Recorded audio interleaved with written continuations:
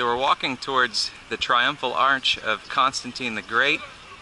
This was a monument built to commemorate his victory over Maxentius, which we talked about in class.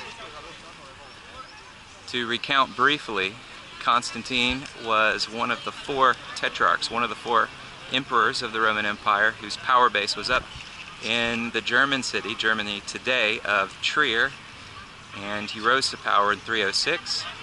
And in the year 312, he decided to invade Italy and basically declared war on one of his co-emperors, Maxentius. So it was a civil war fought over the course of several months. And finally, in late October of 312, Constantine was about to invade the city of Rome, and on the evening of October 27th, 312, he had some sort of experience, according to several sources from the period contemporary with Constantine. Had an experience in which he saw a vision, or a dream, depending on whom you listen to, and heard the words, "Under this sign, conquer." The sign which he saw was the Greek letter chi, it looks like RS, superimposed over the Greek letter rho, which looks like RP. But taken together, those first two letters represent the name Christ. Whether Constantine himself knew this to be the symbol of Christ, we don't know.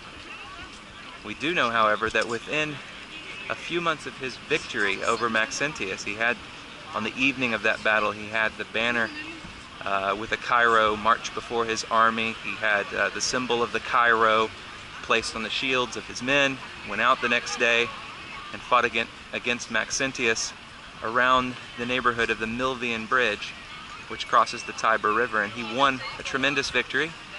Maxentius drowned in the river Tiber, and Constantine began to accredit that victory to the Christ represented in that symbol, the Cairo. And within a few months of his victory, he begins to patronize the church, giving large public spaces to Christians. What would eventually become the site of St. John's Lateran was given to the church. And also in 313, Constantine officially ends the persecution of Christians that had begun under his predecessors, Diocletian. And by the year 313, when this monument is erected, Constantine is actually using the Cairo to tell the story at the Battle of Milvian Bridge. You can see that frieze in the center of the arch. It's a series of reliefs showing the story, the Battle of Milvian Bridge. That frieze is the only part of this arch that's original to Constantine. The rest of the structure is made up of a mashup of materials taken from the monuments of earlier emperors.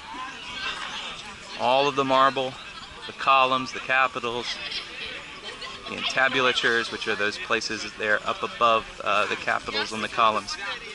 All of those are taken from an earlier forum of the Emperor Trajan, and then a lot of the art on the arch as well is taken from the reign of the Emperor Trajan. You see those friezes up at the top, those come from the time of Trajan.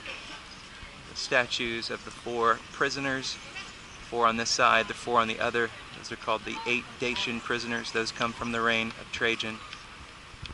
Those friezes on the roundels, those round circular sculptures, are taken from a hunting relief done under the Emperor Hadrian. This is a technique called spoliation, use of spoliate materials, spoils taken from other monuments. Represents an ideological as well as aesthetic choice. When you use the materials of a previous ruler or power wielder, you are emphatically stating that you have not just exceeded the triumphs of that emperor or that predecessor, but you have indeed made them your own. So you see some of that represented here in the arch. Take some time, look at some of the pictures in the gallery online, and see if you can't spot other examples of spoliate materials.